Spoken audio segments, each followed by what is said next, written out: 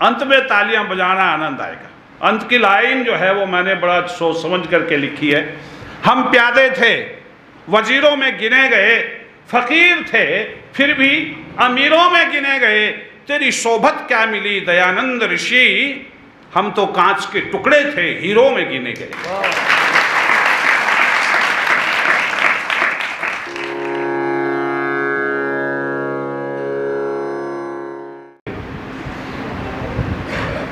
लोगों का आवागमन हो रहा है और आज जिस उद्देश्य के लिए आप लोगों ने इस कार्यक्रम को रखा है, मूल में महात्मा हंसराज और गुरुदत्त विद्यार्थी, मेरे से पूर्व काफ़ी विचार इनके विषय में आप लोग सुन चुके हैं। पंडित गुरुदत्त विद्यार्थी और महात्मा हंसराज दोनों में कुछ ज़्यादा अंतर नहीं रहा। मैं भी लगा रहा था हिसाब, सुबह भी देख रहा था। उनके जन्म दिवस में केवल 7 दिन का अंतर है। महात्मा हंसराज 7 दिन बड़े हैं और गुरुदत्त जी 7 दिन छोटे हैं। और यदि मैं ज्योतिष के आधार पर आप लोगों को बताना चाहूँ कि अभी अपने मंत्री जी चर्चा कर रहे थे मूल नक्षत्र की, तो ये दोनों ही मूल नक्षत्र में हैं, क्योंकि 4 नक्षत्र हैं। मैं ज्योतिष में नहीं घुसूंगा, थोड़ा सा बता रहा हूँ। पौराणिक जगत के अनुसार 4 नक्षत्रों में यदि बच्चा पैदा हो जाता है, उन 4 नक्षत्रों में, तो वो मूल में ही होता है। तो इसलिए हम महात्मा हंसराज को भी देखें तो मूल नक्षत्र में ही है। तो ये कोई मूल तो मूल होता है, उसमें तो अच्छाई है, बुराई तो है ही नहीं, क्यों जी, मूल तो मूल है। तो आइए, ऐसे महानुभाव के जीवन के विषय में आप लोगों ने सुन लिया। और दोनों कैसे थे ये आप लोग जानते हैं। जब जीवन परिचय पढ़ेंगे तो दोनों आर्य समाज से जुड़े हुए नहीं थे, क्यों जी, आर्य समाज से बाहर थे, दूर थे बहुत। और जब ये आर्य समाज में आए तो कैसे चमके, जरा 4 लाइन दे रहा हूं आपको, बस पता नहीं आपकी समझ में आएगी नहीं आएगी, ताजी नई बिल्कुल आपको जो सौंप रहा। जो लोग शतरंज खेलते होंगे या खेल देखा होगा, शतरंज को जानते होंगे, उन्हें पता होना चाहिए कि एक उसमें प्यादा होता है, सिपाही, और प्यादा यदि आखिर तक चाल में कामयाब हो जाता है तो वो वजीर बन जाता है। याद रखना, क्या बन जाता है? वजीर हो जाता है। यदि वो पूरा हो जाता है, कहीं मार नहीं खाता, बीच में मरता नहीं है, तो पूरी जगह कवर कर लेता है, तो वो प्यादा से वजीर बन जाता है। तो मैंने 4 लाइनें पेश की, आप लोगों के सामने कर रहा हूं। हम प्यादे थे, वजीरों में गिने गए। हम प्यादे थे, वजीरों में गिने गए, फकीर थे लेकिन फिर भी अमीरों में गिने गए, तेरी शोभत, अभी पूरा नहीं हुआ, अंत में तालियां बजाना आनंद आएगा। अंत की लाइन जो है वो मैंने बड़ा सोच समझ करके लिखी है। हम प्यादे थे, वजीरों में गिने गए, फकीर थे फिर भी अमीरों में गिने गए, तेरी शोभत क्या मिली दयानंद ऋषि, हम तो कांच के टुकड़े थे, हीरो में गिने गए।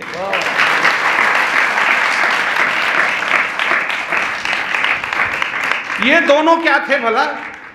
आज इस बात से पहले यदि इनका जीवन देखें, आनंद जी कांच के ही टुकड़े थे, लेकिन बाद में कैसे निखरे, जैसे एक हीरा निखर करके बाहर आता है, इस प्रकार का जीवन इनका रहा। हीरे बनकर के सामने आए, और हीरे नहीं, हीरों से ये हीरो बन गए। हीरों से थोड़ी बिंदी की फर्क है, बस हल्का सा। हीरों से हीरे, हीरों से हीरो बन गए। और आज क्या स्थिति है हमारे सामने कि हम उनका गुणानुवाद करने बैठ गए हैं। यूँ तो पैदा दुनिया में अनेकों इंसान होते हैं, लोग उनको याद करते हैं जो महान होते हैं। इनकी महानता कैसे कैसे गुणानुवाद करें हम। अभी जो चर्चा मुझसे पूर्व की गई, मैं चाहता था वो दोनों व्यक्ति मेरे पास बैठते, थोड़ा सुनकर के जाते। शिक्षक थे, बहुत अच्छा बोल के गए प्रिंसिपल साहब। हाँ, वीडियो भिजवा, जरूर भिजवाना कहीं ना कहीं, क्योंकि मेरा स्वभाव कुछ अलग है और ये स्वभाव ऐसा है कि यहाँ और भी शिक्षक बैठे होंगे सभा में, और ये जो दोनों जिनके मैं नाम ले रहा हूँ, जिनको आप आज जिनका जन्मदिन मना रहे हैं, ये दोनों भी शिक्षक रहे। पंडित गुरुदत्त विद्यार्थी गवर्नमेंट कॉलेज में जो थे, अध्यापक का काम इन्होंने किया, हाँ बिल्कुल। और अपने महात्मा हंसराज तो डीएवी कॉलेज के जब तक जिए तब तक प्रधानाचार्य पद पर रहे। तो कहने का मतलब दोनों शिक्षक थे, अब दोनों शिक्षक हैं, और शिक्षकों का अधिकार कैसे होना चाहिए, शिक्षक क्या होता है, ये सुन लो जरा। मैं यही सोपाना चाहता हूँ, ये तो आप लोगों ने पढ़ लिया इनके विषय में तो खूब, और भी बीच में वार्तालाप करूंगा इनके विषय में, लेकिन याद रखना कि शिक्षक कैसा होता है ये वेद से जरा जान ली। जब बात आई तो मैं देख रहा था, मैं नोट कर रहा था उस चीज को, और मेरे एक अथर्ववेद का एक मंत्र याद आया उस समय। क्या मंत्र है? आचार्यो ब्रह्मचारी ब्रह्मचारी प्रजापति प्रजापति विराट विराड़ो इंद्र अभुवत वशी। बहुत सुंदर मंत्र है, ध्यान से सुनना। यहां शिक्षक बैठा है तो खोल करके कान सुनना। क्या कहता है? आचार्यो ब्रह्मचारी। इसको सुन लो, कहां से बिगाड़ आया, क्यों बिगड़ा ये समाज। इस समाज के बिगड़ने के पीछे बहुत बड़ा कारण है, ये समाज नहीं सुधर रहा है। विद्यार्थी महात्मा बुद्ध प्रचार कार्य को समापन करके जाना चाहते थे, शिष्यों ने कहा थोड़ा सायंकाल हो गई है, रात्रि विश्राम यही कर लें।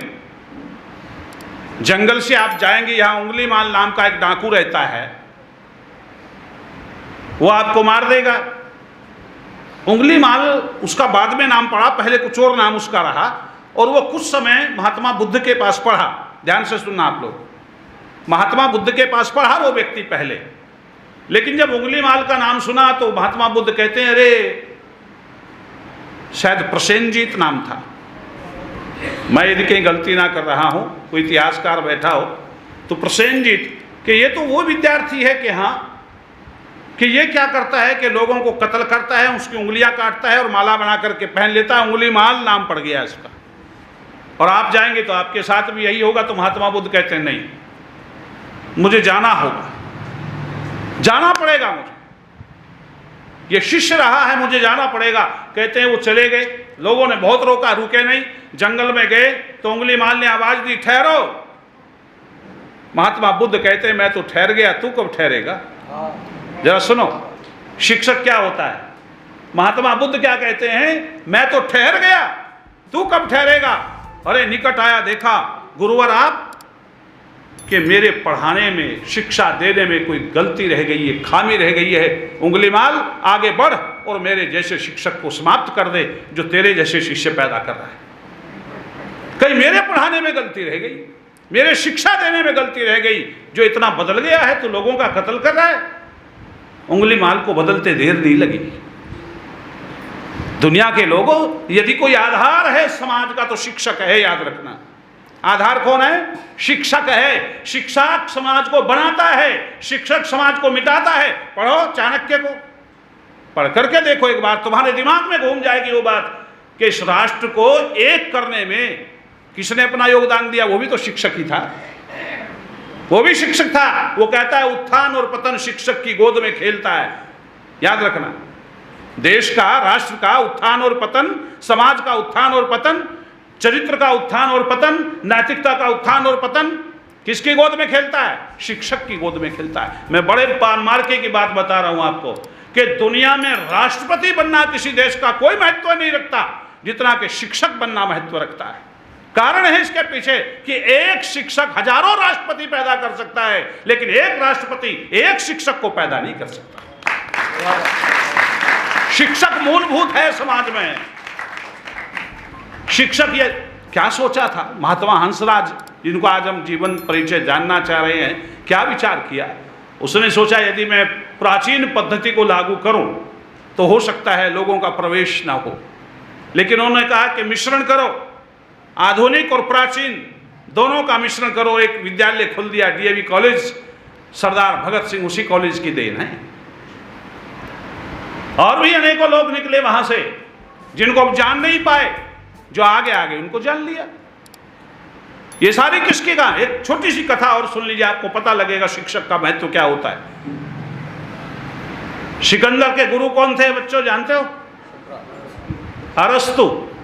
क्या नाम था? अरस्तु। ध्यान देना, जनरल नॉलेज की बातें हैं। सिकंदर के गुरु थे अरस्तु। कहते एक नियम है कि अपनों से बड़ों के पीछे चलो। क्या नियम है? अपने से बड़ों के पीछे चलो, आगे नहीं चलना है। तो दोनों घोड़ों पर सवार थे, सिकंदर भी और अरस्तु भी। अरस्तु आगे आगे थे घोड़े पर, सिकंदर पीछे पीछे थे। नदी आई, नदी का बहाव थोड़ा तेज था, सिकंदर ने एड़ लगाई, घोड़ा आगे डाल दिया। अरस्तु को क्रोध आया लेकिन कुछ कहा नहीं। पार हुए और पार होकर के सिकंदर से कहने लगे, सिकंदर आज तूने नियम का उल्लंघन किया है। उसने कहा, गुरुजी कैसा उल्लंघन? कि तुम्हें पता है गुरु के आगे नहीं आया जाता और तुमने घोड़ा मेरे से पहले डाल दिया, तुम मेरे आगे आ गए।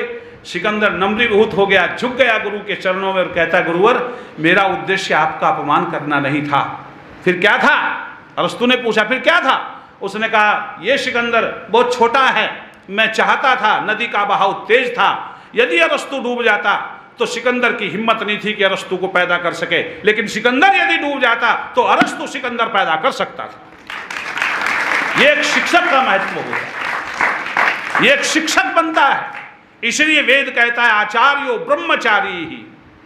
आचार्य को कैसा होना चाहिए कि वो ब्रह्मचार्य का व्रत धारण करे, ब्रह्मचारी बने आचार्य। लेकिन आज क्या स्थिति है? आज आप लोग देख रहे हैं शिक्षक का स्तर कितना गिर गया है। शिक्षक जन्मजात होता है, शिक्षक विचारों से बनता है, शिक्षक बनाया नहीं जाता। शिक्षक में अपने आप विचार उद्भव होते हैं, पैदा होते हैं। शिक्षक को कोई बनाता नहीं, बना बनाया आता है शिक्षक। आज क्या स्थिति है? यदि कहीं नौकरी नहीं मिल रही है तो कुछ पैसों में कहीं पढ़ा ले, नौकरी मिल जाएगी, छोड़ के चला जाएगा। स्थिति बहुत विपरीत है शिक्षक की। ब्रह्मचर्य का अर्थ क्या है ये सुन लो पहले, आपको पता लग जाएगा कि ब्रह्मचर्य खाली एक शब्द नहीं है, अपने में बहुत कुछ समेटे हुए है और वो चीजें इनमें देखने को मिलेंगी जो मैं आपको समझाना चाहता हूं। महात्मा हंसराज, गुरुदत्त विद्यार्थी, क्या दीवानगी रही होगी, जरा ध्यान से सुनो। इनका जीवन चरित्र पढ़ोगे ना तो आपको पता लगेगा हम तो उनके नाखून के एक हिस्से के बराबर भी नहीं, कुछ नहीं है हम लोग। आज यदि हम जीवित हैं तो इन लोगों की वजह से। इनकी स्थिति आपको पता चल जाएगी। जब हम ब्रह्मचर्य को पढ़ेंगे तो ब्रह्मचर्य की जो स्थिति बताई है वो इन दोनों से बिल्कुल मेल खाती है। महात्मा हंसराज का जीवन कैसा रहा? ब्रह्मचर्य युक्त रहा। गुरुदत्त विद्यार्थी का जीवन कैसा रहा? कि ब्रह्मचर्य युक्त रहा। वेद क्या आदेश देता है कि आचार्य को ब्रह्मचारी होना चाहिए। ब्रह्मचारी का अर्थ सुन लीजिए आप पहले। ब्रह्म के 4 अर्थ हैं। कितने अर्थ हैं? 4। और हमने दुनिया में एक ही अर्थ को पैदा कर दिया, 3 को खा गए हम लोग। कौन कौन से होते हैं? ब्रह्म माने वेद, पहली बात, या ब्रह्म माने ईश्वर। मैं यहां से शुरू करूंगा। ब्रह्म माने क्या होता है? ईश्वर। और चर्य माने होता है चिंतन। जो व्यक्ति ईश्वर का चिंतन करता है वह भी क्या कहलाता है? बोलो, ब्रह्मचारी कहलाता है। तो शिक्षक को ईश्वर का भक्त होना ही चाहिए। जो शिक्षक ईश्वर का भक्त नहीं होगा वो शिक्षा क्या खाक देगा? जो अध्यात्म से जुड़ा हुआ नहीं होगा वो शिक्षा क्या खाक करेगा? आज जो शिक्षा दी जा रही है, आज जो शिक्षक पैदा हो रहे हैं देश में, वो अध्यात्म से जुड़े हुए बोलो नहीं है। मूल खराब हो गया है, मूल में कमी आ गई है। जो व्यक्ति अध्यात्म से जुड़ा हुआ नहीं है वो क्या शिष्य को बनाएगा? प्राचीन जितने भी शिक्षक हुए पढ़ के देखो, ईश्वरीय व्यवस्था से जुड़े हुए लोग थे, अध्यात्म से जुड़े हुए लोग थे, उनके जीवन में रसा बसा था अध्यात्म।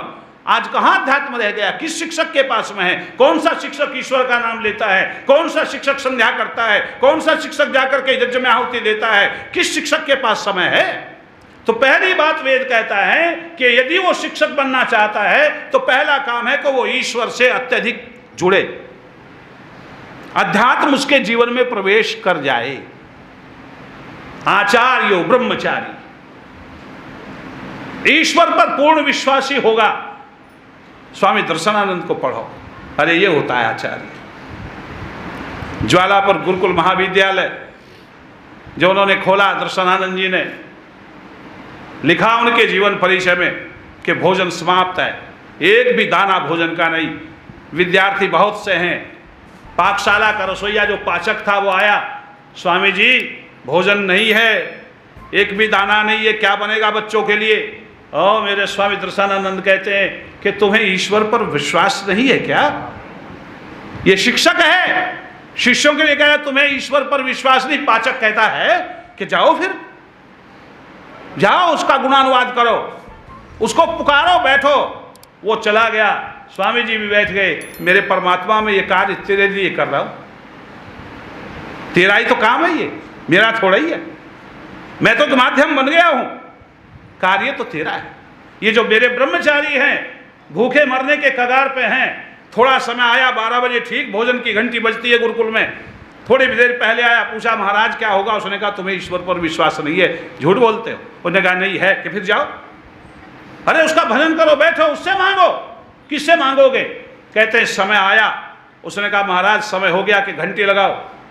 कि घंटी तो बजा दूंगा, मुझे खाने आएंगे क्या विद्यार्थी? क्या करूंगा मैं? कि तुम घंटी बजाओ। कितना विश्वास उनका रहा होगा दुनिया के लोगों, कैसा पूर्ण विश्वास, पूर्ण समर्पण। स्वामी दर्शनानंद कहते हैं घंटी बजाओ। भोजन की घंटी बजी, बच्चे थालियां लेकर के बैठ गए। पाचक फिर आया, भगवान अब क्या परोसूं? बच्चे तो बैठ गए थालियां लेकर के, उनको कहो मंत्र पाठ करें, ईश्वर स्तुति, प्रार्थना, उपासना, स्वस्तिवाचन, शांति प्रकरण, इनके मंत्र बोले, वो ईश्वर व्यवस्था करेगा, मुझे पूरा विश्वास है। कहते हैं थोड़ी देर के बाद कोई रईस आया अपनी गाड़ी लेकर के, बैलगाड़ी, 2-3 बैलगाड़ियां थी, और उसने आकर के पूछा स्वामी जी कहाँ हैं? कि अंदर कमरे में हैं। स्वामी जी की आंखों में आंसू, रो रहे हैं, प्रभु ये कैसी लीला तैने कर रखी है, मेरे ब्रह्मचारी भूखे मर रहे हैं। वो बड़ी एक किस्म से ये कह रही है, बड़ी उत्कंठा से, बड़ी अभिलाषा लिए हुए मांग रहे हैं, वो ईश्वर से मांग रहे हैं। और उसने जाकर के चरणों में निवेदन किया उस रईस ने। स्वामी जी कहते हैं क्या बात है? कि मेरे यहाँ लड़की का विवाह था, मैं ब्रह्मचारियों को न्योता नहीं दे सका, लेकिन भोजन लेकर आया हूँ। और स्वामी जी कहते हैं जल्दी करो। बच्चे बैठे, दोनों पति पत्नी नौकरों ने भोजन परोसा और बच्चों ने बड़े आनंद से खाया। पाचक कहता अब का प्रबंध हो गया, कल फिर रात्रि का। उसने कहा जिसने अब प्रबंध किया वो रात्रि में भी प्रबंध करेगा। ये होता है शिक्षक। जब तक ईश्वर पर विश्वास नहीं है तब तक शिक्षक भी शिक्षक नहीं है, उसमें अध्यात्म नहीं है। तो पहली बात वेद कहता है आचार्य ब्रह्मचारी, उसे ईश्वर का भक्त होना ही चाहिए। मैंने पहले भी सुनाई होगी, छोटी सी बात इससे मिलती जुलती आ गई है इसलिए सुना रहा हूं, आज को सुन ली होगी आपने, उससे तो तेजी में सुना रहा हूं। विश्वामित्र जा रहे हैं, सेना सहित राजा थे उस समय, महर्षि नहीं बने थे, ऋषि नहीं बने थे, कुछ नहीं थे, राजा थे। जा रहे हैं सेना लेकर के, रास्ते में महर्षि वशिष्ठ का आश्रम पड़ता था। मंत्री ने कहा महर्षि वशिष्ठ का आश्रम है, तो विश्वामित्र कहता है फिर सेना को ठहराओ, दर्शन कर ले। क्या बात है, किसी ऋषि के आश्रम के पास से गुजरे हो तो दर्शन तो कर लें। दोनों ने वस्त्र उतारे, मंत्रियों ने वस्त्र उतारे, कटी वस्त्र बांधा, धोती वगैरह बांधी, एक चादर ली, अस्त्र शस्त्र वहीं रख दिए, सेना को ठहरा दिया, नंगे पैर जाते हैं। महर्षि वशिष्ठ को पता चल चुका था कि विश्वामित्र आए हैं, ब्रह्मचारियों ने बता दिया, खड़े हो गए स्वागत के लिए, स्वागत किया, सम्मान किया और कहा कैसे कि इधर से जा रहा था, सोचा आपके दर्शन कर लो। उसने कहा दर्शन, और भी कोई साथ में है कि सेना है कि सबको बुलाओ? कि सबको बुला के क्या करोगे, क्या आतिथ्य करेंगे? उसने कहा आपका आश्रम है, इसमें आतिथ्य कहाँ, कि तुम सबको बुलाओ। और वशिष्ठ ने आज्ञा दे दी सेवकों को खीर बनाओ। खीर बनी, सारी सेना ने खाई। वो कितनी थी मैं नहीं जानता संख्या में, लेकिन लिखता है इतिहासकार कि सारी सेना ने खाई, तृप्त हुए। विश्वामित्र के मन में आया ये एक ब्राह्मण है, ये ऋषि है, इसके आश्रम में इतना दूध कहाँ से आ गया जो खीर बन गई। उसने कहा ये दूध कहाँ से आया? उसने कहा मेरे पास सूर्य वंश के लोग जो हैं, दशरथ आदि, इनके माध्यम से मुझे यहाँ गौएं मिलती हैं दान में, और वो बहुत बड़ी गौशाला मेरे पास में है और वहाँ से ये दूध आता है, गाँव के लोग भी ले जाते हैं।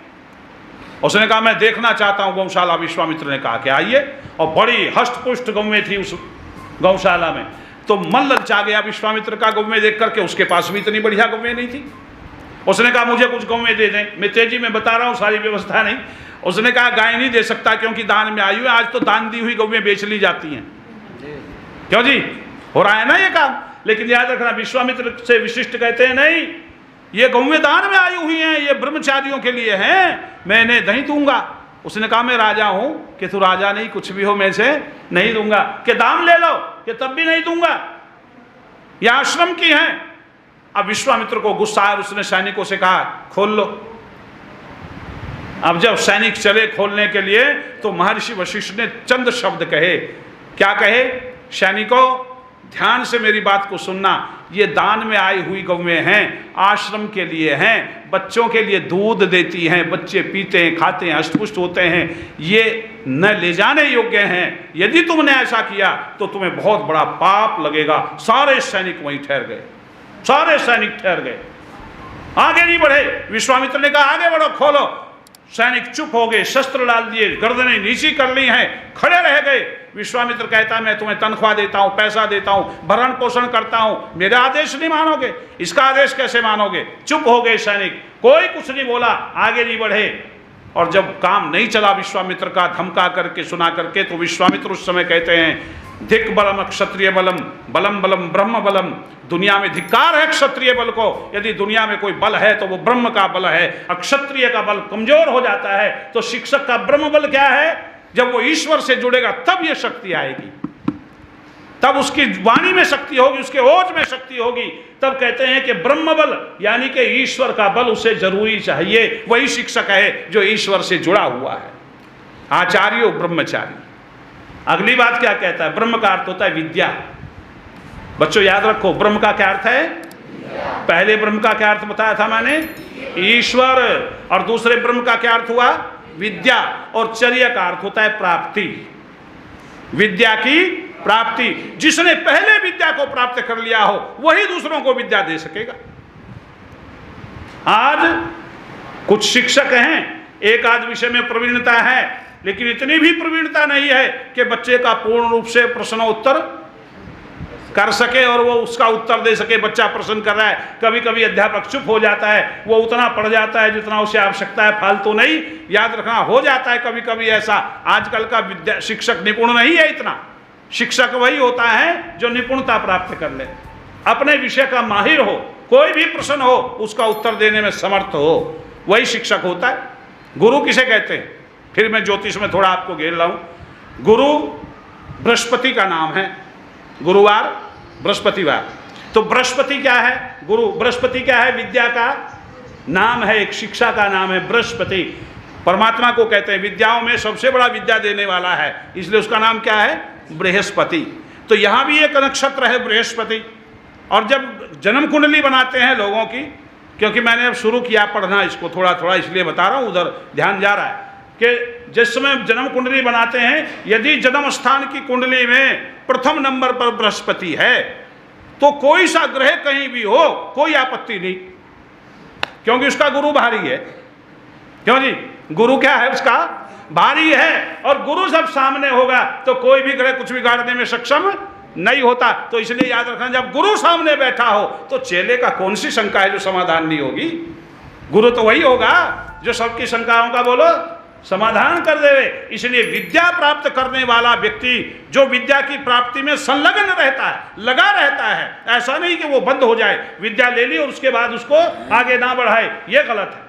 सतत विद्या की प्राप्ति में जो लगा रहता है, ऐसा व्यक्ति ही विद्या को दे सकता है जो प्राप्ति में लगा रहता है। इसलिए ब्रह्मचारी आचार्यो ब्रह्मचारी, आचार्य को ब्रह्मचारी होना चाहिए।